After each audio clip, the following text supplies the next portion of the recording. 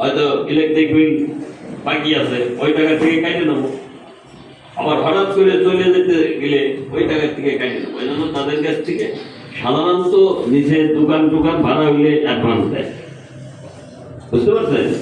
কিন্তু বাসা ভাড়া যারা নিলে, এখানে আমরা যে ভাড়া দিচ্ছি 5 তলাটা আমাদের আছে। আমরা মনে করছি আপনারা যদি সবাই একমত থাকেন, 5 তলাটা আমরা একটু সুন্দর করে আমাদের খাওয়া দাওয়ার ব্যবস্থা করবো। আর আমাদের রান্নার ব্যবস্থা আমরা টপে নিয়ে যাবো।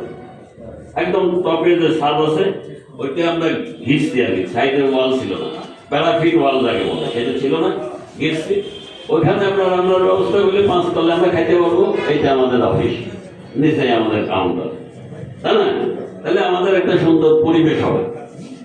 এই জন্য আমি আপনাদেরকে বলি যে আপনারা গাড়ি চলাচলের ক্ষেত্রে, এবং আরেকটা কথা বলি, আপনাদের সেটা বলা হয়নি, ইতিমধ্যে 1 বছরে বর্গির হানা, মানে আমাদের এই কুমোরখালীটা হয়েছিল একটা দালালের আখড়া, কুমোরখালী থেকে পাংশা পর্যন্ত।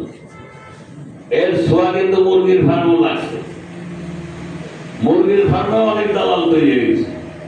এই বিভিন্ন পরিবহনের যা আমন্ত্রণ করে নিয়ে আসতেছে। সিস্টেম কি?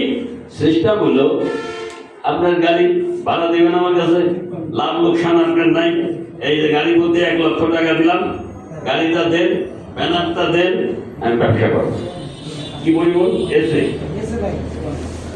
কয়দিন আগে আইসে এসে লাইনের অনেক পরিচয় হলো না, অনেক ঢাকা সড়ক পরিবহনের সিনিয়র সহসভাপতি, আর বাংলাদেশ সড়কের হলো আপনার সহসভাপতি। উনি আসছেন, আসে এখানে উনি বলতেছেন যে আমি 9 টিপ চালাবো।